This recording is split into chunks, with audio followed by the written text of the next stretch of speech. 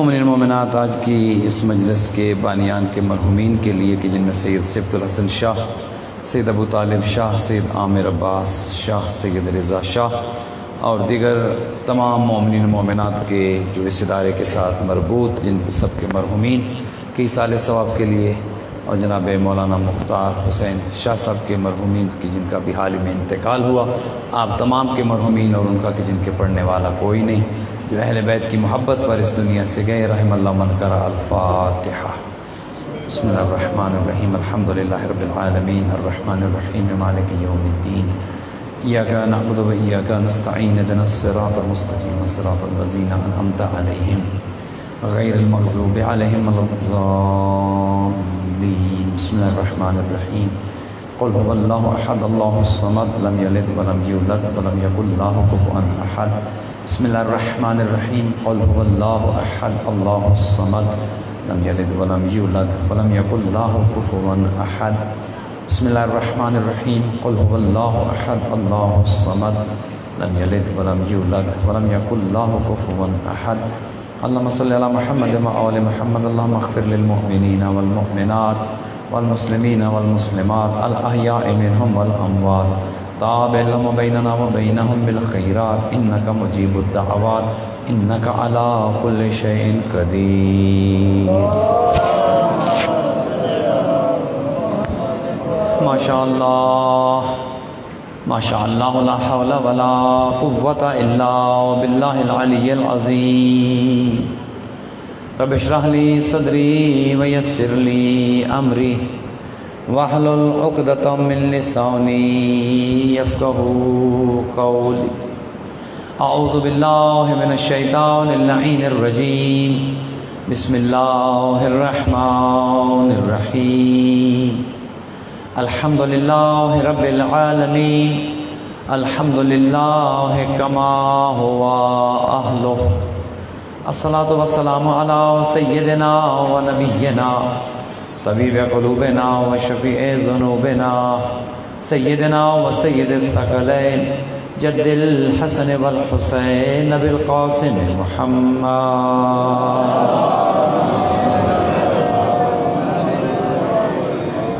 والصلاۃ والسلام علی اہل بیتہ الطیبین الطاہرین المعصومین الغر المیامین المنتجبین المکرمین الذین اذهب اللہ عنہم الرجس وطہرہم تطہیرا۔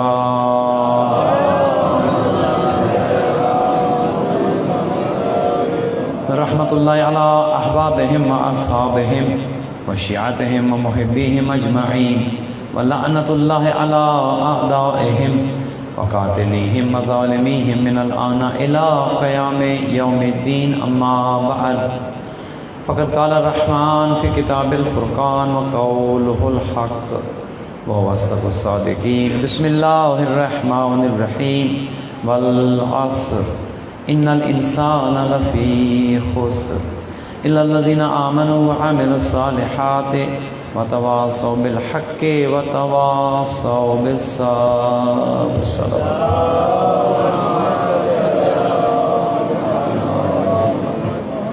دعا ہے خداوند متعال آپ تمام مومنین و مومنات کا اس فرش عزا پہ آنا عبادت شمار فرمائے، بانی مجلس سید علی علیہ شاہ کے مال و رزق میں برکت عطا فرمائے، ان کے مرحومین کی مغفرت فرمائے، ان کی مشکلات کو آسان فرمائے، ان کی والدہ کو صحت و سلامتی عطا فرمائے، اور جو انہوں نے ایک نیا کاروبار شروع کیا ہے مالک اس میں برکت عطا فرمائے۔ اس آبادی کے تمام رہنے والوں پر خدا اپنی رحمتیں برکتیں نازل فرمائے، جو بیمار آئے ہیں شفا یاب ہو کر جائیں، جو مقروض آئے ہیں قرضوں سے نجات حاصل کر کے جائیں، جو پریشان حال آئے مالک سب کی پریشانیوں کو دور فرمائے۔ دنیا بھر میں جہاں کہیں بھی آزاداران سید الشہداء شیعہ سنی مسلمان مصروف ازاں ہیں، مالک سب کی حفاظت فرمائے، دشمنوں کے شر سے محفوظ و معمون فرمائے، وطن عزیز پاکستان کو تادیر سلامت رکھے، ہمارے زمانے کے امام کے ظہور میں تعجیل فرمائے، خدا ہمیں ہماری اولادوں کو امام کے اعوان و انصار میں قرار دے، ملت جعفریہ کو اتفاق و اتحاد کی نعمت سے مالا مال فرمائے، ہمارے علماء مراجع کرام کا سایہ ہمارے سروں پر قائم اور دائم رہے۔ اپنی تمام دعاؤں کی قبولیت کے لیے بلند کر صلوات۔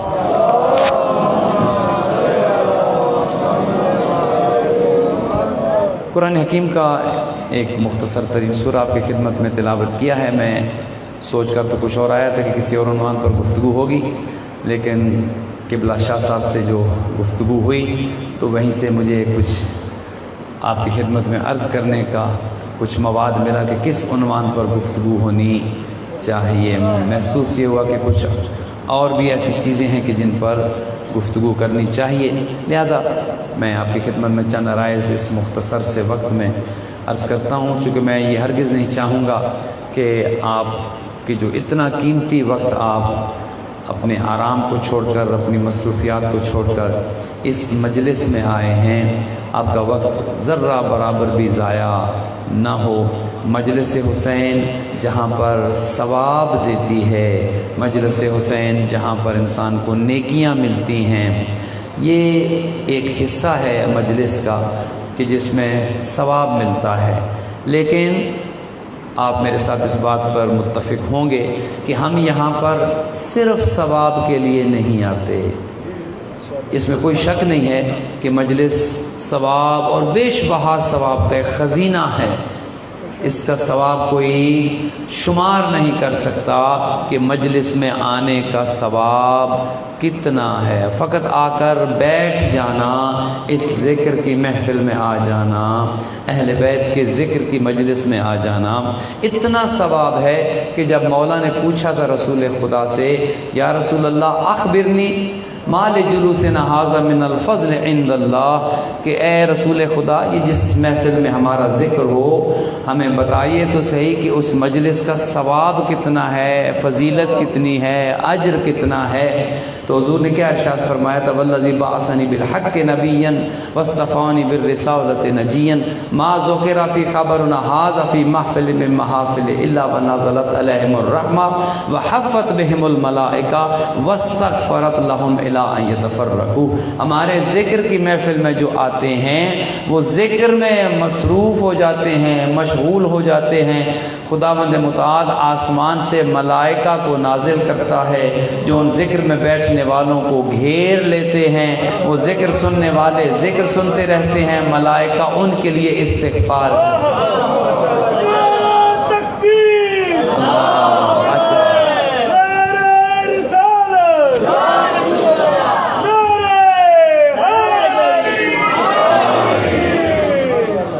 کتنی بڑی فضیلت ہے کہ اہل بیت کا ذکر سننے والوں کو اللہ کے فرشتے گھیرے میں لے لیں اور فرشتے ان کے لیے استغفار کریں۔ کتنی، اس میں کوئی شک نہیں ہے، مجلس کی فضیلت، مجلس میں آنے کا شرف بہت ہے، لیکن ہم اس مجلس میں صرف ثواب کے لیے نہیں آتے۔ میں جملہ تھوڑا سا واضح کر دوں تاکہ کوئی شکوک و شبہات نہ رہ جائیں۔ ثواب کے لیے آتے ہیں لیکن صرف ثواب کے لیے نہیں آتے۔ کیوں؟ وہ اس لیے کہ مجلس حسین مکتب حسین بھی ہے۔ توجہ ہے؟ اگر صرف مجلس حسین ہوتی، ہم آتے سن کر چلے جاتے تو ثواب تو مل گیا، لیکن ہم آتے ہیں اس لیے سنیں ثواب ملے، لیکن صرف ثواب کے لیے نہیں آتے۔ ہم اس مجلس کو مکتب حسین سمجھ کر آتے ہیں، اور مکتب وہ ہوتا ہے جہاں پر کچھ سیکھا جاتا ہے، جہاں پر جب آتا ہے کوئی اس وقت سے لے کر جب جاتا ہے وہ ایک تبدیلی ہونی چاہیے۔ جب آیا تھا تو علم کم تھا، اب جب اٹھ کر جا رہا ہے تو علم لے کر جا رہا ہے۔ جب آیا تھا تو عقائد میں کہیں اگر تھوڑی بہت کمزوری تھی تو جب اٹھ کر جا رہا ہے عقائد کو مضبوط کر کے جا رہا ہے۔ نہ یہ کہ آیا تو تھا خدا کو رب مانتے ہوئے، نہ یہ کہ آیا تو تھا لا الہ الا اللہ، لا رازق الا اللہ، لا مالک الا اللہ، لا محیی الا اللہ، لا ممیت الا اللہ، کوئی خدا نہیں سوائے اس کے، کوئی معبود نہیں سوائے کوئی رازق نہیں سوائے، کوئی زندگی نہیں دیتا سوائے اس کے، کوئی موت نہیں دیتا سوائے اس کے۔ وَيُصَوِّرُكُمْ فِي الْأَرْحَامِ، وہی ہے جو شکم مادر میں تصویریں بنا آیا تھا یہ عقیدے لے کر، لیکن اب جب مجلس سے اٹھ کر جا رہا ہے تو پریشان ہے کہ رازق ایک ہے یا کئی ہیں۔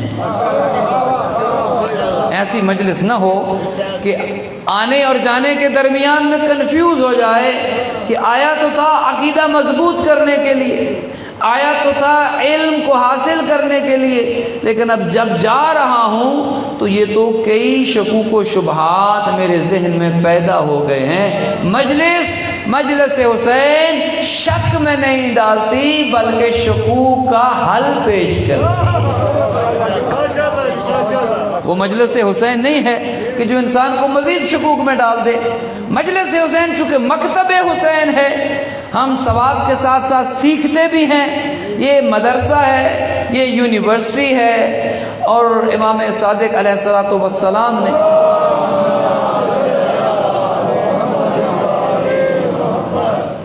جو ایک مدرسہ قائم کیا تھا یہ اسی کی ایک شاخ ہے، یہ اسی کا ایک تسلسل ہے، توجہ کر رہے ہیں۔ اور اس میں ہم اپنی علمی پیاس جہاں تک بجھاتے ہیں وہاں پر عمل کے میدان میں بھی چاہتے ہیں کہ کچھ آگے بڑھیں، کچھ سیکھ کر جائیں۔ اور بڑے بڑے حضرات کہ جنہوں نے اہل بیت سے کسب فیض کیا، ہمارے اہل سنت بھائیوں کے 4 امام ہیں، ائمہ اربعہ، اور چاروں بالواسطہ یا بلا واسطہ امام صادق علیہ الصلوۃ والسلام کے شاگرد ہیں، ہاں، اور فخر کرتے ہیں اس پر کہ لولا سنتان لہلک النعمان۔ کسی نے پوچھا تھا 70 سال کی عمر میں امام اعظم امام ابو حنیفہ سے کہ امام صاحب بتائیے آپ کی عمر مبارک کتنی ہے، تو فرمایا 2 سال۔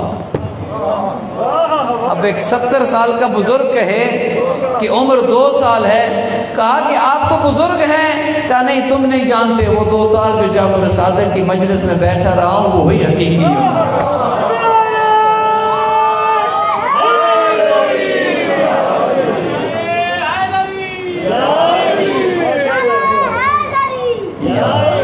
چونکہ یہاں سیکھنے کو ملتا ہے، یا عقائد مضبوط ہوتے ہیں، یا علم میں اضافہ ہوتا ہے، بصیرت میں اضافہ ہوتا ہے، اور عمل کے میدان میں تشویق ہوتی ہے، عمل بہتر ہوتا ہے۔ مجلس حسین بے عمل بنانے کا نام نہیں ہے،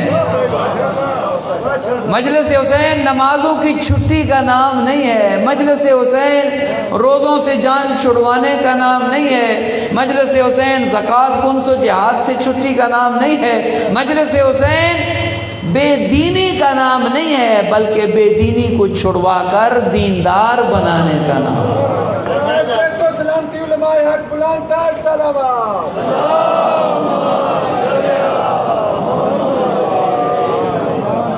مجلس کا فائدہ یہ ہے، ثواب کے ساتھ ساتھ فائدہ یہ کہ جب ایک مومن کہ جو اتنا قیمتی وقت دیتا ہے وہ جب اٹھ کر جائے تو عمل کے میدان میں اپنے آپ کو کچھ آگے محسوس کرے۔ یہ جب ہم کوئی بھی کام کرتے ہیں اور نیت کرتے ہیں تو کیا کہتے ہیں؟ قربتاً الی اللہ، الا اللہ نہیں، قربتاً الی اللہ، اللہ کے قریب ہو جاؤں، اللہ کا قرب مل جائے، اللہ کی قربت مل جائے۔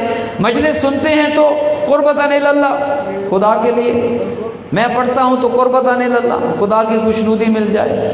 آپ اس نیت سے نہ سنیں کہ ذرا دیکھیں مولوی صاحب کتنے پانی میں،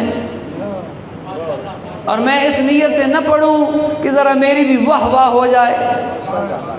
اگر اس نیت سے آپ سنیں گے، اس نیت سے میں پڑھوں گا، تو شاید وہ مقصد تو حاصل ہو جائے، میری بھی واہ واہ ہو جائے، میرے بھی بڑے اشتہار چھپ جائیں، میرا بھی نام ہو جائے۔ آپ بھی سنیں گے، شاید آپ بھی تھوڑی دیر کے لیے محظوظ ہو کر جائیں، بھائی مولوی صاحب نے آج تک کمال کر دیا۔ میں کیا کمال کیا ہے میں یہ تو نہیں پتا، لیکن نعرے بڑے لگے نا۔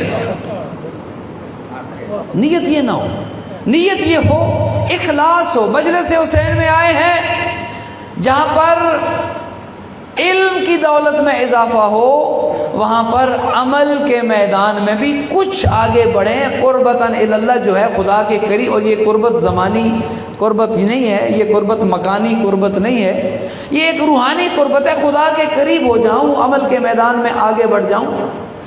تو اخلاص عمل جو ہے یہ بنیادی چیز ہے۔ سننے والے ہوں، پڑھنے والے ہوں، کرانے والے ہوں، انتظام کرنے والے ہوں، سب کچھ اگر ہے، اخلاص نہیں ہے تو مجھے بتائیے ہم نے کیا حاصل کیا؟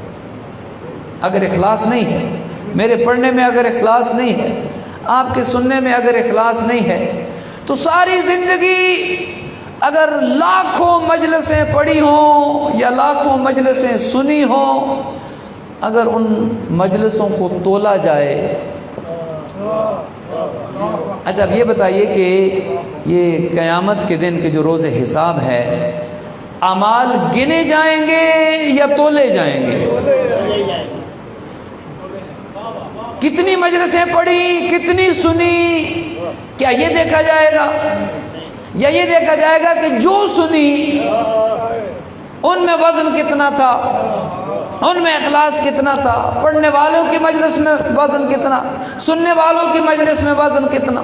تو آئیے ذرا قرآن سے پوچھتے ہیں کہ اللہ کی کتاب ہماری رہنمائی فرمائے کہ اعمال گنے جائیں گے یا تولے جائیں گے؟ تو آواز آتی ہے والوزن یومئذ الحق فمن ثقلت موازینہ فاولئک هم المفلحون، کہ بروز قیامت خدا گنے گا نہیں، اتنی نمازیں، اتنے روزے، اتنے حج، اتنی دفعہ زیارت، خوش ہو کے بتاتے ہیں میں اتنے حج کر چکا ہوں، اتنی بار زیارت پر جا چکا ہوں، خوش ہو کے بتاتے ہیں۔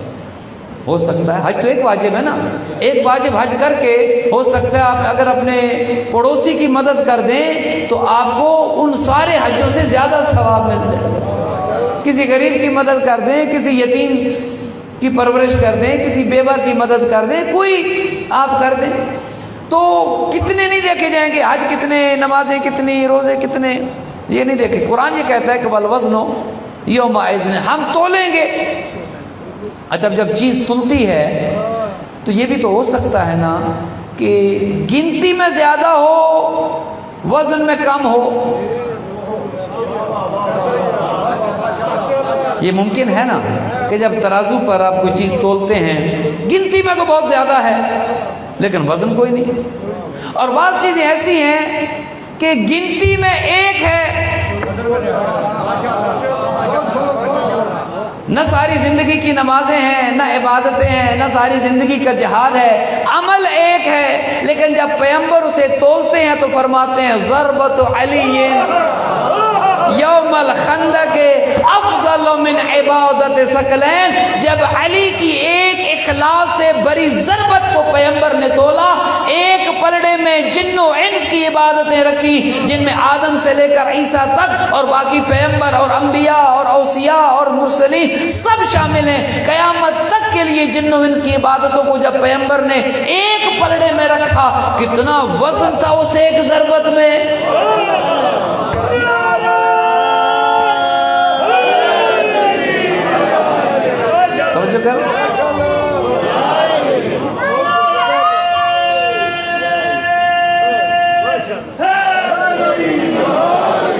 ایک پلڑے میں جن و انس کی عبادتیں ہیں، دوسرے پلڑے میں علی کی زندگی کی نہ ساری عبادتیں ہیں، نہ سارا جہاد ہے، نہ ساری ریاضتیں ہیں، نہ ساری کچھ نہیں، فقط ایک ضربت ہے، لیکن اتنی بھاری ہے یہ ایک ضربت، اللہ اکبر، اتنا وزن ہے اس ایک ضربت میں کہ جب پیغمبر نے تولا تو یہ کہنے لگے، یہ ارشاد فرمایا کہ ایک ضربت کے جو علی نے خندق کے روز عمرو ابن عبد ود پر جو ضرب کاری چلائی، جب تلی اتنا وزن تھا کہ پلڑا جھکتا ہوا نظر آیا اور دوسرا پلڑا اٹھتا ہوا۔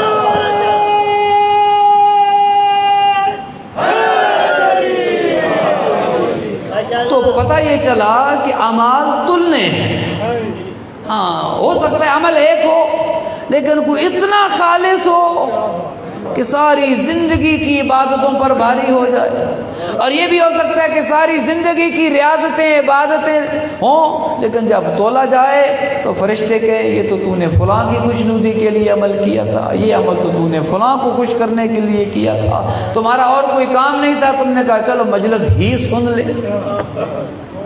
نہیں، خلوص کیا تھا، قربت کیا تھی، نیت کیا تھی، اخلاص کیا تھا؟ تو عرض کرنے کا مقصد یہ کہ سب سے پہلا تو یہ کہ اخلاص عمل بنیادی شرط ہے عمل کی قبولیت کی، اخلاص کتنا ہے۔ اور پھر جب مجلس حسین میں ہم آتے ہیں تو مجلس کے جو مکتب ہے جہاں پر ایمان کی دولت میں اضافہ ہوتا ہے، اہل بیت کی محبت میں اضافہ ہوتا ہے، اہل بیت سے عقیدت میں اضافہ ہوتا ہے، کیا یہ اضافہ ہو سکتا ہے یا نہیں ہو سکتا؟ کیا محبت میں اضافہ ہماری اور آپ کی اہل بیت سے محبت میں اضافہ ہو سکتا ہے یا نہیں ہو سکتا؟ ہو سکتا ہے نا۔ اس کا مطلب یہ ہے کہ ہم جس لیول پر محبت کر رہے ہیں ممکن ہے کہ اس سے ہماری محبت بڑھ جائے۔ ہم یہ تو نہیں کہہ سکتے کہ جس لیول پر پہنچ گئے ہیں بس اب اوپر نہیں جا سکتے، ایسا تو نہیں کہہ سکتے نا۔ اس کا مطلب یہ ہے کہ ابھی ہماری محبت بڑھ سکتی ہے، چونکہ محبت بڑھتی ہے جوں جوں معرفت بڑھتی ہے۔ محبت کا تعلق ہے معرفت کے ساتھ، جوں جوں جس کی معرفت میں اضافہ ہوتا ہے ساتھ ساتھ محبت میں بھی اضافہ ہوتا جاتا ہے۔ اور ممکن ہے اب اگر کسی کو آپ محبت میں یہاں دیکھیں اور کسی کو محبت میں یہاں دیکھیں تو آپ جج نہ کریں کہ یہ فلاں ہیں اور وہ فلاں ہیں۔ توجہ کر رہے ہیں؟ حضرت سلمان و ابو ذر کی محبت میں، عقیدت میں، معرفت میں فرق تھا یا نہیں تھا؟ تھا نا۔ ابو ذر ایمان کے 9ویں درجے پر، حضرت سلمان فارسی ایمان کے 10ویں درجے پر، لیکن مجھے تو کوئی روایت نہیں ملی کہ ابو ذر نے سلمان کو غالی کہا ہو، سلمان نے ابو ذر کو مقصر کہا۔ توجہ کر، مجھے تو آج تک آپ اگر دیکھیے تو میرے علم میں اضافہ کر، مجھے سلمان اور ابو ذر کی معرفت میں فرق ہے، ہر ایک کی معرفت میں فرق ہے، لیکن کوئی دوسرے کو نہ جج کر رہا ہے نہ دوسرے پر کوئی فتویٰ لگا رہا ہے۔ کیوں؟ چونکہ دوسروں کی توحید بھی وہ ہے جو آل محمد سے سیکھی ہے، عقیدہ نبوت و امامت بھی وہ ہے جو آل محمد سے لیا ہے۔ سب کو پتہ ہے کہ باؤنڈریز کہاں کہاں پر ہیں، سب کو پتہ ہے کہ اگر یہ 10ویں درجے پر بھی ہے یا یہ 9ویں درجے پر بھی ہے تو یہ سپیڈ لیمٹس کے اندر ہے۔ جب آپ سفر کر رہے ہوتے ہیں نا تو ایک لمٹ ہوتی ہے کہ اس سے اوپر آپ نے اس سے اوپر گئے تو معاملہ خراب ہو جاتا ہے۔ اچھا، اب یہ جو کہا جاتا ہے کہ بھائی چھوڑیں جی، رہنے دیں، آپ کیا بات کر رہے ہیں، عقیدہ اپنا اپنا کہا جاتا ہے نا کہ عقیدہ، بھائی یہ کہاں سے لیا ہم نے؟ یہ کس نے کہا کہ عقیدہ اپنا اپنا؟ یہ کوئی لباس تھوڑا ہے کہ ہر کسی کا ڈیزائن اپنا اپنا، ہر کسی کا سائز اپنا اپنا، ہر کسی کا رنگ اپنا اپنا۔ یہ اپنا اپنا ہم نے کہاں سے لیا؟ قرآن تو نہیں کہتا کہ اپنا اپنا۔ اپنا اپنا وہ کہتے ہیں کہ جنہوں نے بعد از پیغمبر اپنی مرضی کو استعمال کیا، ہم تو خدا اور رسول کی مرضی کے تابع ہیں، تبھی تو غدیری کہلاتے ہیں۔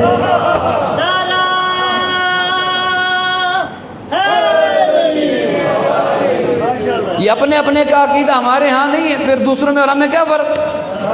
اگر اپنے اپنے کا ہو جائے، نہیں، عقیدہ ہمارا نہیں ہے، عقیدہ ہمارا اپنا نہیں ہے، ہمارا اپنا بنایا ہوا نہیں ہے، جو خدا اور رسول اور اہل بیت کی خوشنودی ہے وہ ہمارا عقیدہ ہے۔ توحید میری مرضی کی نہیں کہ میں خدا کو جیسے مانوں، میری مرضی۔ یہ تو آج کل کے نعرے ہیں نا کہ یہ اور میری مرضی، اور وہ میرا جسم اور میری مرضی، اور میرا لباس اور میری مرضی۔ یہ دین کے ساتھ اس کا تعلق نہیں ہے۔ یہ میری مرضی جو ہے، میری مرضی کا نام دین نہیں ہے، آل محمد کی مرضی کا نام۔ میری مرضی کہاں سے آ گئی؟ نہیں، میری مرضی نہیں۔ عقائد ہوں، توحید کو، خدا کو کیسے ماننا ہے، یہ میں نہیں کہتا کہ بھائی چھوڑے رہنے دے، عقیدہ اپنا اپنا، امام کو کیسے ماننا ہے، عقیدہ اپنا اپنا، نہیں، عقیدہ وہ ہے جو محمد و آل محمد نے ہم تک پہنچایا۔ اب جو میں نے بات لمبی نہ ہو جائے، جو سورہ مبارکہ آپ کی خدمت میں نے تلاوت کی ہے، اس میں دو چیزوں کا بنیادی طور پر ذکر ہے۔ پہلے تو خداوند متعال نے قسم اٹھائی، وہ خدا کے جسے قسم اٹھانے کی ضرورت، وہ جو کہہ دے وہ حق ہے، وہی سچ ہے، وہ خود کہتا ہے کہ یہ کتاب وہ ہے لا ریب فیہ، اس میں کوئی شک و شبہ نہیں ہے، لیکن باوجود اس کے اپنی اس بات کو سمجھانے کے لیے خدا قسم اٹھا کر کہہ رہے والعصر، مجھے قسم ہے زمانے کی، یا مجھے قسم ہے خاص وقت عصر کی۔ خدا فرماتے ہیں ان الانسان لفی خسر، انسان نقصان میں ہے، خسارے میں ہے، گھاٹے میں ہے۔ اب اگر بات یہاں پر مکمل ہو جاتی تو ہم سب پریشان ہو جاتے، بھئی اگر گھاٹے میں ہی ہیں تو پھر یہ نمازوں کا کیا فائدہ، اگر گھاٹے میں ہی ہیں تو پھر یہ عبادتوں کا کیا فائدہ۔ لیکن اللہ سبحانہ و تعالیٰ نے بات کو یہاں پر ختم نہیں کیا، بلکہ ایک لفظ لگا دیا، اور وہ اتنا خوبصورت لفظ ہے اللہ، ان الانسان لفی خسر۔ یہاں تک جو ہے یہ تو بات گھاٹے کی ہے، یہ تو بات خسارے کی ہے، یہ بات نقصان کی ہے، لیکن آگے اتنا خوبصورت لفظ لگا دیا کہ اب امید پیدا ہو گئی کہ نہیں، معاملہ کچھ اور بھی ہے۔ اور وہ لفظ کیا ہے؟ الا الذین، یہ لفظ الا جو ہے اتنا خوبصورت لفظ ہے، قبلہ تشریف رکھتے ہیں، اتنا خوبصورت لفظ ہے کہ بعض اوقات یہ پہلے ما بعد اور ما قبل کے درمیان جب آتا ہے تو ایمان اور کفر کے درمیان ایک فصیل، ایک دیوار کو کھڑا کر دیتا ہے۔ مثال کے طور پر عرض کروں، اب کلمہ پڑھتے ہیں لا الہ،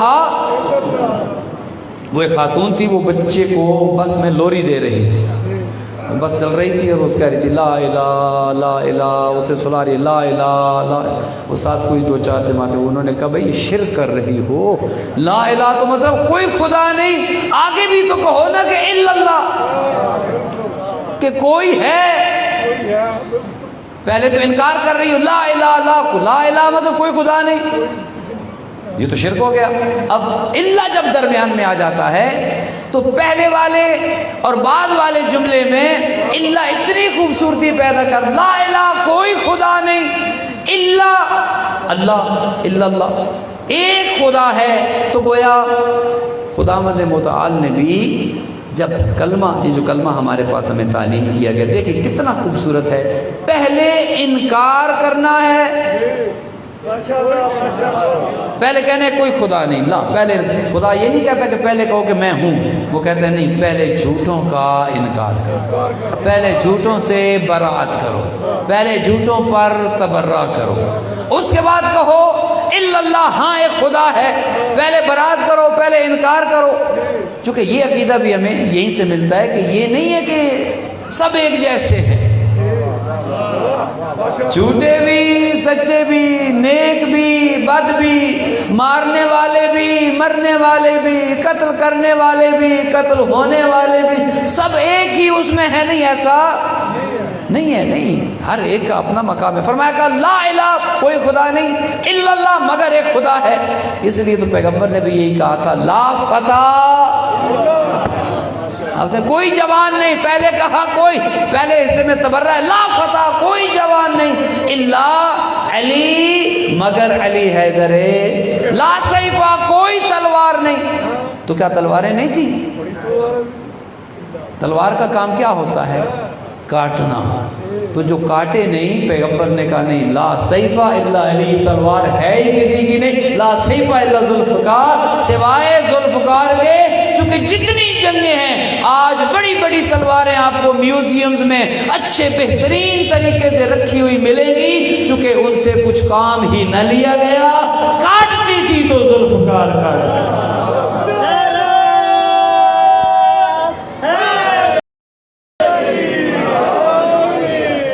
یہاں پر بھی فرمایا الا الذین آمنوا، پہلے تو کہا ان الانسان لفی خسر، انسان خسارے میں ہے، گھاٹے میں ہے، نقصان میں ہے۔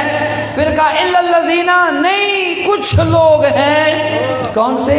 آمنو، جو صاحبان ایمان ہیں، وعاملوا الصالحات۔ اب بات ایمان پر بھی نہیں رکی، ایمان کے ساتھ ساتھ کسی اور چیز کی بھی ضرورت ہے جو ہمیں گھاٹے سے نکالے، جو ہمیں نقصان سے نکالے۔ اگر ہم نے کہا جی کہ بس ایمان گھاٹے سے نکلنے کے لیے کافی ہے، قرآن اس کی تردید کرتا ہے۔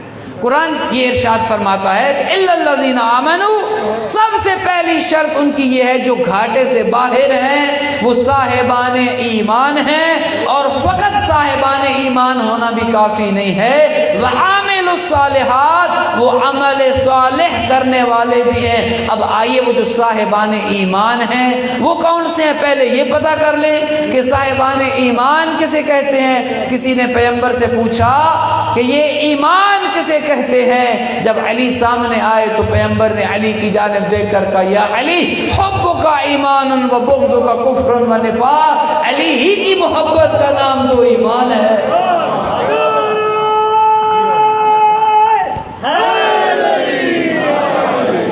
علی ہی کے بغض کا نام تو کفر بھی ہے اور نفاق۔ یہ قرآن میں جب آپ پڑھتے ہیں نا، یا ایھا الذین آمنو، یا ایھا الذین آمنو، اے ایمان والو، اے، کبھی غور کیا ہے یہ ایمان والے کون ہیں؟ پیغمبر نے تو فرما دیا کہ علی والے ہیں۔ اب جب آپ قرآن پڑھتے ہیں تو اب رک جایا کریں کہ یہ بات ہم سے ہو رہی ہے۔ خدا کہہ رہا ہے یا ایھا الذین آمنو، وہ ایمان والو، یعنی وہ علی والو۔ یہ قرآن ہم سے کلام کر رہا ہے، ہم سے مخاطب ہے قرآن۔ تو کیا فرمایا الا الذین آمنوا، پہلی نشانی کیا ہے؟ وہ صاحبان ایمان ہیں۔ دوسری نشانی کیا ہے؟ وعاملوا الصالحات، وہ عمل صالح کرنے والے ہیں۔ گویا ایک بات تو یقینی ہے قرآن کی تعلیمات کے مطابق کہ نہ فقط ایمان کافی ہے اور نہ فقط عمل صالح کافی، یہ دونوں جڑے ہوئے، ایمان اور عمل صالح۔ اگر میں بیٹھ کر بس یہ کہتا رہوں کہ بس میں تو بڑا مومن ہوں، مجھے کچھ کرنے کی ضرورت نہیں ہے، مجھ سے بڑا مومن کوئی نہیں، نمازیں کیوں پڑھوں، عبادتیں کیوں کروں، مجلس کیوں سنوں، مومن ہوں، اہل بیت کی محبت ہے؟ نہیں، محبت حقیقی محبت وہ ہے جو آپ کو عمل پر آمادہ کرے۔ جس محبت میں عمل نہیں ہے وہ محبت ناقص ہے، وہ محبت کامل نہیں ہے۔ تو دونوں، اب ایک کہے کہ میں تو محبت کرنے والا ہوں، ایمان کافی ہے، عمل کی ضرورت، اور دوسرا کہے کہ بس میرے لیے تو عمل ہی عمل ہے، مجھے ایمان کی ضرورت۔ آج کیا یہ دونوں گروپس بن چکے ہیں یا نہیں؟ ایک وہ ہے کہ جو کہتے ہیں یا علی ہم تو تیرے ہیں، جہنم کے لیے اور بدلے ہیں، نمازیں ہم سے نہ پڑھوا، یا علی یہ خمس زکوٰۃ کی باتیں ہم سے نہ کریں، یا علی یہ مشکل باتیں ہم تو تیرے ہیں۔ جب آپ کے ہیں یہ کوئی کمال نہیں ہے کہ میں کہوں میں علی کا ہوں، میں کہوں میں علی سے محبت، یہ کوئی کمال نہیں ہے۔ کمال یہ ہے کہ وہاں سے آواز ہے ہاں تو میرا ہے۔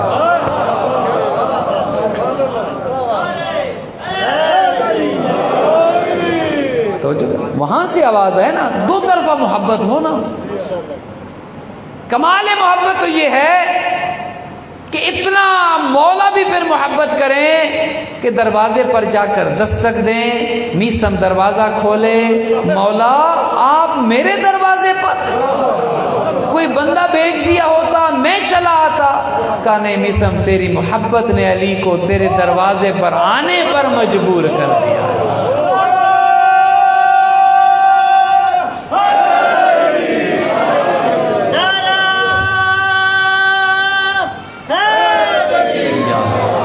محبت تو یہ ہوئی نا، یک طرف میں دعوی محبت کرتا رہوں، اپنی طرف سے میں لاکھ دعوے کروں۔ دعویٰ تو وہ ہے کہ مولا کہیں کہ ہاں تو میرا ہے۔ تو ایمان اور عمل دونوں کا تعلق ہے۔ فقط ایمان بھی کافی نہیں کہ بس اب ایمان کا نام ہے اعمال سے رخصت اور اعمال سے چھٹی، نہیں، وہ کوئی ایمان نہیں ہے، وہ لقلقہ لسانی ہے، بس وہ زبانی ایک چسکا ہے ایمان کا کہ جس میں عمل اور دوسری طرف دیکھ لیں وہ عمل بھی کسی کام کا نہیں کہ عمل ہے لیکن ایمان نہیں ہے، عقائد مضبوط نہیں ہے، عقیدہ درست نہیں ہے، عمل پہ بس زور ہے، نمازیں ہی نمازیں ہیں، عبادتیں ہی عبادتیں ہیں، نہ ایمان ہے نہ محبت ہے نہ عقیدہ درست ہے۔ ایسے شخص کے لیے پیغمبر کیا فرماتے ہیں کہ یا علی اگر کوئی اپنی عبادتوں پر بڑا فخر کرے، اتنی نمازیں پڑھنے والا ہو کہ ساری ساری رات مصلی عبادت پر کھڑا رہا کرے، اتنا روزہ دار ہو، سارا سارا دن روزہ رکھا کرے، اتنا بڑا سخی ہو، کوئی عہد جتنا سونا اور چاندی راہ خدا میں خرچ کر دے، صفا اور مروہ کے درمیان سعی کرتے ہوئے بے گناہ شہید ہو جائے، وَإِن لَمْ يُعَالِكَ يَا عَلِي لَمْ يَشُمَّ رَائِحَةَ الْجَنَّةِ، اتنی عبادتیں کرنے والا اگر تیری محبت کے بغیر کرے گا، جنت جانا تو دور وہ جنت کی خوشبو بھی نہیں سکے۔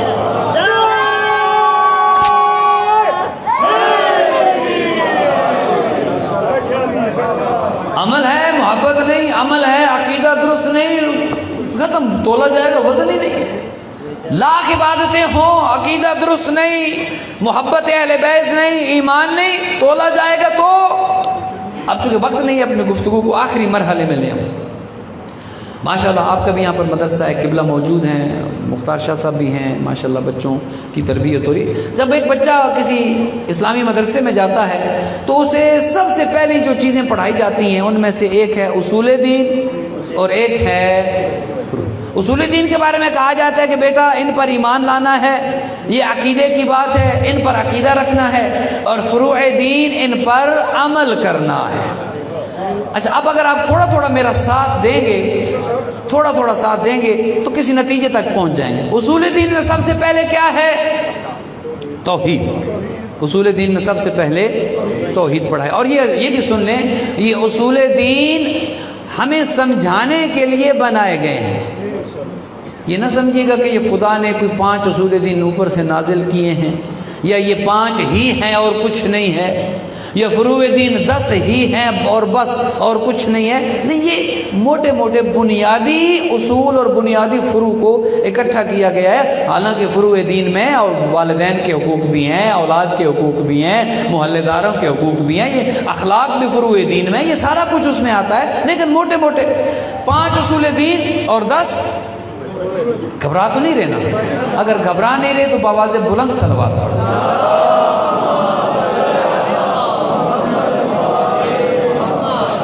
اصول دین میں سب سے پہلے، اچھا اب توحید عقیدے کا نام ہے، توحید پر عمل نہیں کرنا، توحید پر کوئی عمل نہیں، توحید پر ایمان لانا ہے، توحید پر عقیدہ رکھنا ہے، اور عقیدہ وہ رکھنا ہے جو محمد و آل محمد نے ہمیں سکھایا ہے۔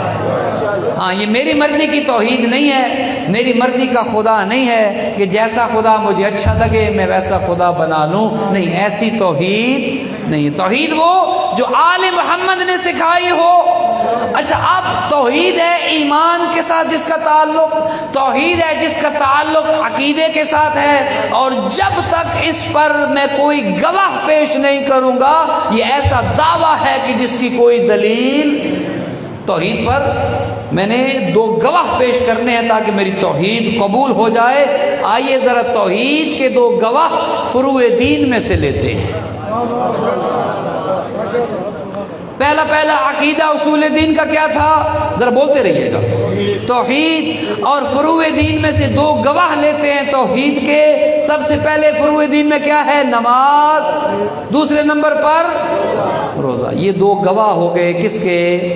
توحید کے۔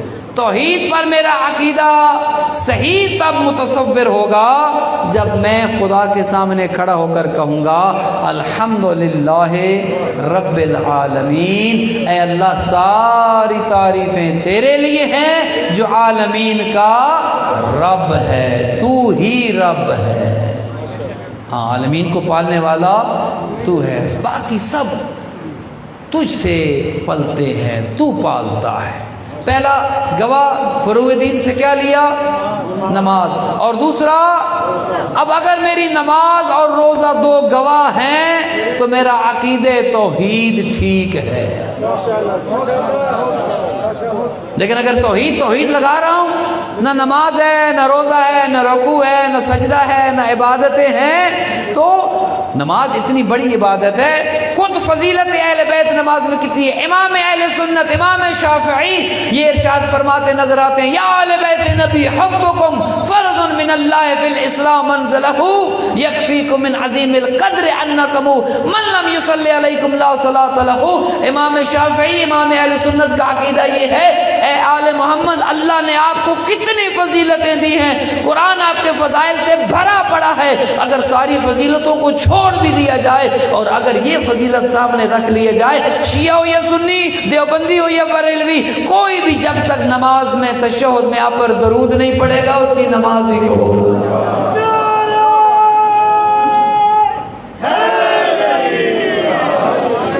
اب توحید اصول دین میں سے، فروع دین میں سے ہم نے دو گواہ لیے، نماز اور یہ ہوں گے تو توحید ہوگی، اگر نہیں ہے تو توحید کا عقیدہ میرا درست نہیں ہے۔ اچھا، اب وقت نہیں ہے، زیادہ تفصیل میں نہیں جا سکتے۔ اصول دین میں دوسری اصل کیا تھی؟ عادل۔ توحید ہمارا خدا وہ ہے جو عادل ہے، ہاں، جو عدل کرتا ہے، اسی لیے وہ خود بھی عادل ہے، اس نے علی کو امام بھی عادل بنایا ہے۔ یہ کبھی سوچا ہے آپ نے کہ خدا نے یہ ذمہ داری تو خدا نے دی ہے نا، اعلان پیغمبر نے کیا ہے۔ حضور نے جب یہ ارشاد فرمایا تھا، یا علی انت قسیم النار والجنہ، اے علی آپ جنت اور جہنم کے تقسیم کرنے والے ہیں۔ چونکہ خدا کو پتا تھا علی عادل اتنا ہے، جب علی نے تقسیم کرنی ہے نا تو پھر یہ نہیں کہ یہ اپنا ہے اس کو زیادہ دے دے اور یہ دوسرا ہے اس کو ذرا کم کر دے، نہیں، ہر کام ایک وجہ ہے نا۔ علی کو اس لیے قسیم النار والجنہ کہا چونکہ عادل خدا نے علی کو اتنا بڑا عادل کائنات میں دیکھتے ہوئے یہ ذمہ داری دی۔ اب دوسری اصل کیا تھی؟ عادل۔ اب عادل کے لیے بھی دو گواہ ہمیں چاہیے۔ آئیے ذرا فروع دین سے ڈھونڈتے ہیں۔ نماز اور روزہ کے بعد اگلے دو فروع کون سے ہیں؟ حج اور یہ عدالت خدا ہے، نہ ہر ایک پر حج واجب ہے، نہ ہر ایک پر حج بھی اگر صاحب استطاعت ہے حج کر سکتا ہے، اور زکوٰۃ بھی اگر صاحب نصاب ہے، نصاب پورا کر سکتا ہے، تو یہ خدا کی عدالت ہے۔ عدالت اگر نہ ہوتی تو ہر ایک پر حج ہوتا، ہر ایک پر زکوٰۃ ہوتی، لیکن ایسا نہیں ہے۔ اصول دین میں دوسری عدل تھی، اور عدل کے گواہ اپنے حج اور تیسرے نمبر پر نبوت۔ تیسرے نمبر پر اصول دین میں عقیدہ کیا تھا؟ نبوت کا۔ آئیے اب نبوت کے دو گواہ فروع دین میں ڈھونڈتے ہیں۔ اگلے دو کیا ہیں؟ خمس اور اب عقیدے اگر نبوت ہے تو ذرا گواہ بھی تو پیش کریں نا، ہاں، سادات کا حق بھی تو ذرا دیں نا۔ ہاں، نبی تو کرتے ہیں، لیکن جن سادات کا حق نبی کہتے ہیں کہ ان کو ان کا حق دو، خمس دو، پانچواں حصہ دو، اگر دیتے ہوئے میرا دل تنگ ہو جاتا ہے تو اس کا مطلب یہ نبوت پر عقیدہ پھر نہیں ہے۔ پھر اگر سادات کو بھی کسی کے دروازے پر جا کر مانگنا پڑ جائے اور میں اپنی ذمہ داری ادا نہیں کر رہا، اس کا مطلب یہ نہیں میں نبوت پر کوئی ایمان نہیں ہے، نبوت پر کوئی میرا عقیدہ سے نہیں ہے، چونکہ نبوت کی دلیل ہی نہیں ہے میرے پاس۔ خمس کے ساتھ جہاد تھا، نبی جب بلائے اللہ اکبر تو پھر آنا ہے۔ ہاں، نبوت پر ایمان تب ہے، یہ ان کی بات کر رہا ہوں جن کو نبوت پر یقین ہے، جنہیں نبوت میں شک تھا ان کی بات نہیں کر رہا۔ مجھے جہاد انہوں نے کرنا ہے جنہیں نبوت پر یقین ہو، ان کے لیے پھر دو گواہ ضروری ہیں، خمس اور چوتھے نمبر پر کیا تھا؟ امامت۔ اصول دین میں چوتھے نمبر پر امامت۔ اب امامت کے بھی آئیے ذرا دو گواہ فروع دین میں سے ڈھونڈتے ہیں۔ اگلے دو کیا تھے؟ تولا اور اللہ۔ امامت پر ایمان عقیدہ مضبوط تب ہوگا جب امام سے محبت ہوگی، امام کے دشمنوں پر اظہار براءت۔ اگر دونوں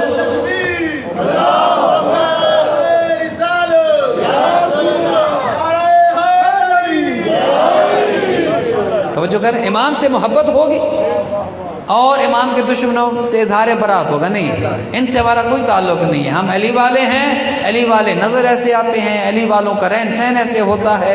اظہار برات کیا ہے؟ اظہار برات یہ ہے کہ وہ نہیں کرنا جو وہ کرتے ہیں، اس طرح نظر نہیں آنا جس طرح وہ نظر آتے ہیں۔ یہ اظہار برات فقط بیٹھ کر لعن کرنا نہیں ہے، وہ بھی ہے، وہ بھی اس کا حصہ ہے، لیکن اظہار برات میں وہ نہیں کرنا جو انہوں نے کیا تھا، جنہوں نے اہل بیت کو تکلیفیں دی، اہل بیت کو ناراض کیا، اہل بیت کو اذیہ، ہم نے وہ کام نہیں کرنا، یہ ہے اظہار برات۔ تولا کیا ہے؟ اہل بیت سے محبت، اور تبرہ کیا ہے؟ اہل بیت کے دشمنوں سے برات۔ اب چونکہ وقت نہیں ہے، آخری اصول دین میں اصل کیا تھی؟ قیامت۔ اب آئیے فروع دین میں سے دو قیامت کے گواہ ڈھونڈتے ہیں، امر بالمعروف۔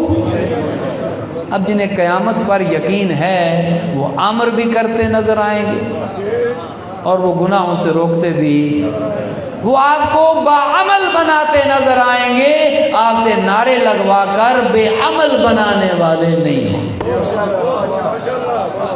جن کا قیامت پر ایمان ہوگا انہیں اپنی ذمہ داری کا احساس ہوگا، امر بالمعروف، نیکی کا حکم دینا ہے۔ مولا علی یہ کہہ گئے ہیں، مومنین کو بتانا ہے، پیغمبر یہ فرما گئے ہیں، مومنین کو بتانا ہے، اہل بیت کا یہ فرمان ہے۔ بلکہ میں عرض کرتا رہتا ہوں، مجلس کے 3 رکن ہیں، اگر ان 3 ارکان میں سے کوئی ایک بھی نہیں ہے، پڑھنے والے کو روک لیں اور اسے کہیں آپ نے مجلس پوری نہیں پڑھی۔ پہلا رکن ہے شان اہل بیت، دوسرا رکن ہے فرمان اہل بیت، اور تیسرا رکن ہے ارمان اہل بیت۔ آئیے فقط شان سنا کر واہ واہ کروا کر اگر کوئی جانے لگے اسے روک لیا کرے، او ذاکر صاحب، او مولانا صاحب، او خطیب صاحب، او واعظ صاحب، ذرا رک جائیں، جن کی شان یہ ہے ذرا بتاؤ تو صحیح ان کا فرمان کیا ہے، وہ فرماتے کیا ہیں۔ اور پھر اچھا یہ تو ہم نے اصول دین اور ان کے، اب اگر آخری جملے اور آپ کی ضامتیں تمام کروں، اب اگر یہ اصول جو ہے یہ اصل کی جمع ہے، اور اصل کہتے ہیں جڑ کو، اور اصول جڑیں، فر کہتے ہیں شاخ کو، ٹہنی کو، اور فروع شاخیں۔ اب جڑیں کہاں ہوتی ہیں؟ شاخیں کہاں ہوتی ہیں؟ زمین سے باہر۔ ایسے ہی ہے نا، اگر ایک دین کو ایک درخت سمجھیں اور اس کے اصول جو ابھی آپ کے سامنے بیان کر دی ہیں، فروع جو بیان کر دی ہیں، تو اصول ہیں زمین کے اور فروع ہیں زمین سے، شاخیں ہیں۔ اب اگر کسی درخت کی شاخیں کمزور ہو رہی ہیں، پتے جھڑ رہے ہیں، نمازیں ختم ہو رہی ہیں، بے دینی بڑھ رہی ہے، نہ نماز ہے، نہ روزہ ہے، نہ خمس ہے، نہ زکوٰۃ ہے، نہ امر ہے، نہ نہیں ہے، نہ تولا ہے، نہ تبرہ ہے، تو یہ سب فروع ہے نا، شاخیں ہیں، شاخیں کمزور ہو رہی ہیں، تو پانی کسے دینا چاہیے، شاخوں کو یا جڑوں کو؟ اگر شاخیں کمزور ہیں تو مضبوط کسے کرنا ہے؟ جڑ مضبوط ہوگی تو شاخ ہری بھری ہے، اگر جڑ کمزور ہے تو شاخیں تو مری ہوئی ہوں۔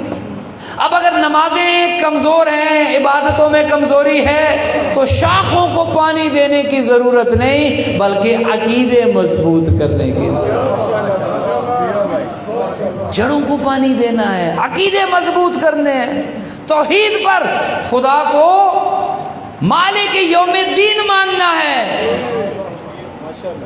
خوف خدا ختم ہو رہا ہے آج کے زمانے میں، ایسے ایسے جملے بتائے جاتے ہیں کہ جس سے اتنی ہمت ہو جاتی ہے، شعراء بھی احتیاط کریں تھوڑا لکھنے میں، کہ بھائی فرشتے آئیں گے سوال کرنے، فرشتے مجھ سے کیا پوچھیں گے، میں فرشتوں سے پہلے ان پر سوال کروں۔ استغفر اللہ، یہ جرتیں دنیا میں ہیں، فرشتوں سے ہمت نہیں ہوگی سوال کرنے کی۔ ہاں یہ جو وہ مجھ سے کیا پوچھیں گے، میں ان سے پوچھوں گا پہلے تم بتاؤ تمہارا عقیدہ کیا ہے۔ نہیں، وہ اللہ کی مخلوق ہے، وہ معصوم مخلوق ہے۔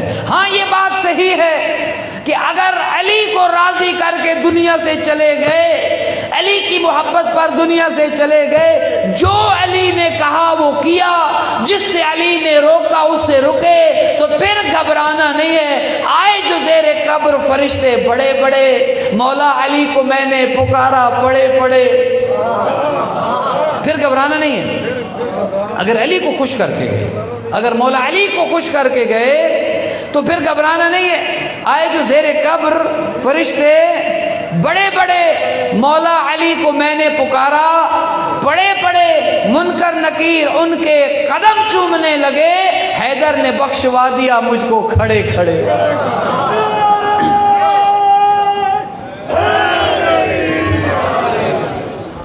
لیکن یہ بخشوانا تب ہوگا جب علی خوش ہوں گے. علی خوش ہوں گے. علی کو خوش کرنا ہے, بندوں کو خوش نہیں کرنا. ذاکر مولوی کو, خطیب کو خوش نہیں کرنا, بانی کو خوش نہیں کرنا. علی کو خوش کرنا. علی خوش ہیں تو رسول اللہ خوش ہیں. علی خوش ہیں تو خدا خوش ہے. علی خوش ہیں تو اہل بیت خوش ہیں. اور اگر علی خوش نہیں ہیں, اہل بیت خوش نہیں ہیں, ساری دنیا خوش ہو جائے کیا فائدہ؟ کوئی فائدہ ہے؟ اگر مولا علی خوش نہیں ہیں, میرے پڑھنے سے خوش نہیں ہیں, آپ کے سننے سے خوش نہیں ہیں, کیا کوئی فائدہ ہے ہماری زندگی کا؟ دھرتی پر بوجھ ہیں یا نہیں ہیں اگر علی خوش نہیں ہے؟ اور اگر مولا خوش ہیں تو پھر ہم جیسا ہے کوئی؟ کے لیے بلند تر صلوات.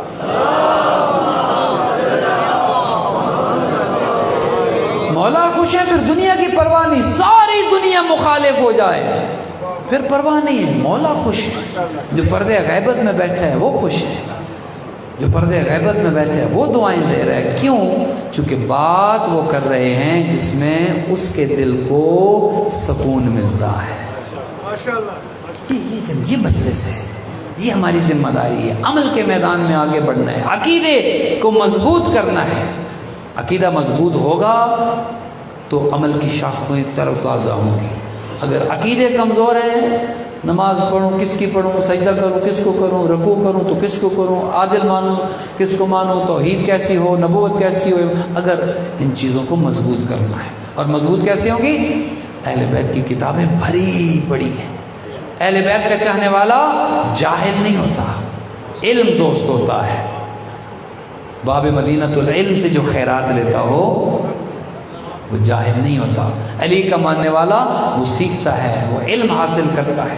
کسی نے پوچھا مولا فرمائیے اگر کوئی مر رہا ہو, آخری سانسیں ہوں تو کیا کرے؟ اب ہم سوچیں گے کہ شاید جو مر رہا ہو وہ توبہ کر لے, استغفار کر لے, کچھ نیک کام کر لے, کسی کو ناراض کیا راضی کر لے. مولا کوئی مر رہا ہو تو کیا کرے؟ مولا نے کہا علم حاصل کرے. اللہ, جاہل ہو کر نہ مرے, کچھ سیکھ کر مرے. چونکہ علم ہوگا تو عمل کے میدان میں آگے جائے گا. اہل بیت نے بڑی قربانیاں دی ہیں اس دین کے لیے کہ جو دین آج موجود ہے. یہ لا الہ الا اللہ ایسے نہیں بچا. یہ ہم سن کر روتے ہیں. یقیناً کربلا ایک دکھ بھری داستان ہے, اور اللہ کی بھی میں بعض اوقات سوچتا ہوں عجیب امتحان لیے ہیں کائنات میں. ایسا امتحان کہ جو کربلا والوں سے لیا گیا, خدا نے کسی کا ایسا امتحان نہیں لیا. اس عظمت پر تھے کربلا والے. میں کبھی کبھی سوچتا ہوں کہ جسے پیاس بہت لگتی تھی اللہ نے اس کا امتحان بھی پیاس کر دیا. بی بی کیا کر گئی تھی, یا علی میرے حسین کو پیاس بہت لگتی ہے. وصیت کے جملے تھے, یا علی ایسا نہ ہو آپ میری قبر پر قرآن پڑھ رہے ہوں اور حسین رات کو اٹھ کر پانی مانگ رہے ہوں. اے ابوالحسن, حسین کو پیاس بہت لگتی ہے, میرے حسین کا خیال رکھنا. اور عزاداروں, جس بی بی کو حیا بہت آتی تھی اللہ نے امتحان بھی حیا کر لیا. شرابی کے جو باپ کے سامنے نہیں آتی تھی, جو باپ سے ہم کلام ہونے میں حیا محسوس کرتی تھی, اسے پھر خدا نے امتحان بھی وہ لیا, شرابی کے ساتھ ہم کلام ہونا پڑا.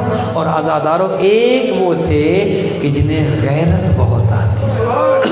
اللہ اکبر۔ ایک وہ امام کہ جسے غیرت بہت، آپ نے دیکھا نا شب عاشور بابا کو بلایا تھا، بابا جان آپ کو زحمت اس لیے دی ہے، یہ آپ کے جو باوفا صحابہ ہیں نا جن کا ایمان آپ نے دیکھ لیا ہے، بابا جب یہ قرآن پڑھتے ہیں نا تو ان کے پڑھنے کی تلاوت قرآن کی آواز میری پھوپھیوں کے کانوں تک پہنچتی ہے۔ بابا ہیں تو یہ باوفا صحابہ لیکن ہیں تو نامحرم، بابا کیا ہو سکتا ہے ان کے خیموں کو ذرا دور لگوا دیا جائے۔ میرے آقا نے کہا تھا سجاد آج کی رات رہنے دے، کل سے تیرا انتظام جیسے تو چاہے گا لگوا لینا۔ پھر خدا نے امتحان میں غیرت کر لیا۔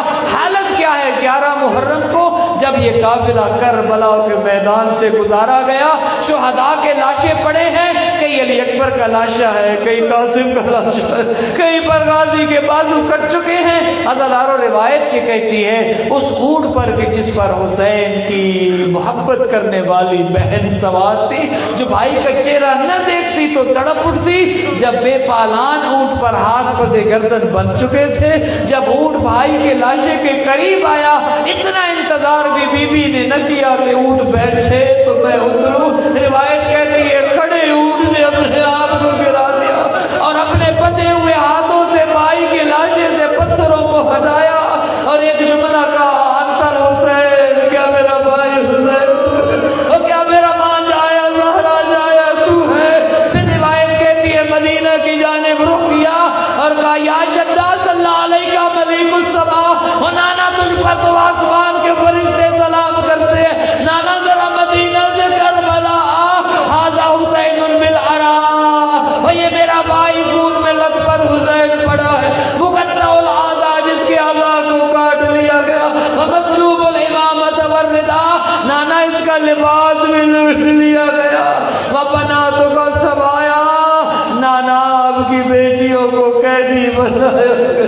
عزادارو یہ قافلہ چلا، بس 2 جملے، یہ قافلہ چلا، بی بی نے کیا دیکھا؟ اونٹ ایک دوسرے کے کان میں کچھ کہہ رہے تھے۔ کہو میرے بیٹے سید السجاد تو امام وقت ہے، ذرا بتا یہ جانور کیا باتیں کر رہے ہیں؟ میرے امام نے کہا پھوپھی اماں یہ ایک دوسرے کو وصیت کر رہے ہیں، نہیں پہچانا تو نانے کی امت نہیں پہچانا، تم آہستہ چلنا، تمہارے اوپر علی و بطول کی بیٹیاں، ایسا نہ ہو رسول زادیوں کو زحمت ہو، ذرا آہستہ چلنا۔ اب میں آپ سے پوچھتا ہوں کیا اونٹوں کو آہستہ چلایا گیا؟ کیا اونٹوں کو آرام سے چلایا گیا؟ نہیں، عزادارو روایت ہی کہتی ہے اونٹوں کو دوڑایا گیا، بچے گرتے گئے، قبریں بکتی گئی، ایک مقام پر جو حسین کے سینے پہ سونے والی گر گئی، عزادارو جس نیزے پر میرے امام کا سر تھا وہ گڑ گیا، ایک ظالم آ کر سید السجاد کی پشت پر تحریریں لکھنا شروع کرتا ہے۔ میرے آقا آتے ہیں بابا آگے بڑھیے، کیوں رک گئے ہیں؟ سجاد کیسے بڑھو، سکینہ تو گر گئی ہے۔ عزادارو میرے آقا آتے ہیں پھوپھی زینب کے پاس، پھوپھی اماں میری بہن زینب، پھوپھی اماں سکینہ گر گئی ہے۔ عزادارو بی بی زینب حسین کی امانت کو تلاش کرنے کے لیے جو دوڑی ہے، ایک مقام پر آتی ہے تو کیا دیکھتی ہے؟ ایک بی بی ہے جس کا ہاتھ پہلو پہ ہے، جس کے بال سفید ہے، گود میں سکینہ سو چکی ہے۔ بی بی زینب قریب کر کے سلام کرتی ہے، او بی بی تم پر سلام ہو، تمہارا بڑا احسان ہے، سکینہ کتنے دنوں سے نہیں سوئی، تیری گود میں سوئی ہے، اتنا کہنا تھا۔ اس بی بی نے چہرے سے بالوں کو ہٹایا، زینب اپنی ماں کو پہچان، میں تو تمہارے ساتھ ساتھ چل رہی ہے۔ الا لعنت اللہ علی القوم الظالمین وسیعلم الذین ظلموا ای منقلب ینقلبون انا للہ و انا الیہ راجعون۔ اللہ متقبل منا ومنکم، خداوند متعال کہ محمد و اہل بیت محمد علیہ الصلوۃ والسلام ہماری اس عبادت کو قبول و منظور فرمائے۔ خداوند متعال بانی مجلس کے مال و رزق میں برکت عطا فرمائے۔ خداوند متعال 4 معصومین کے صدقے میں اہل بیت کی محبت کو ہمارے دلوں میں اور زیادہ فرمائے۔ خداوند متعال دنیا بھر میں جہاں کہیں بھی آزادار فرش عذاب بچھا کر مصروف عبادت ہیں، خدا سب کی محافظت فرمائے، دشمنوں کے شر سے محفوظ و معمون فرمائے، بانی مجلس کی مرحومین کی مغفرت ہو، مال و رزق میں برکت ہو، جو نیا کاروبار شروع کیا مالک اس میں برکت عطا فرمائے، مدینہ سیدنا پر مالک اپنی رحمتیں برکت نازل فرمائے، سادات کے گھر سلامت رہیں، مومنین کے گھر سلامت رہیں، ان گھروں میں پریشانی نہ ہو، اہل بیت کے چاہنے والوں کے گھروں میں کبھی غربت نہ ہو، کبھی فقر نہ ہو، کبھی تنگ دستی نہ ہو، خدا شیعہ سنی مسلمانوں کو اتفاق اور اتحاد کی نعمت سے مالا مال رکھے، علماء کا سایہ مراجع اعظام کا سایہ سلامت رہے، خدا اس امام بارگاہ کے خدمت گزاران کی توفیقات کو متعالی کرے، اس ادارے کے ساتھ تعاون کرنے والے مومنین کے مال و رزق میں برکت عطا فرمائے، اللہم تقبل منا انکا انت السمیع العلیم بجائے محمد و آلہ الطیبین الطاہرین المعصومین۔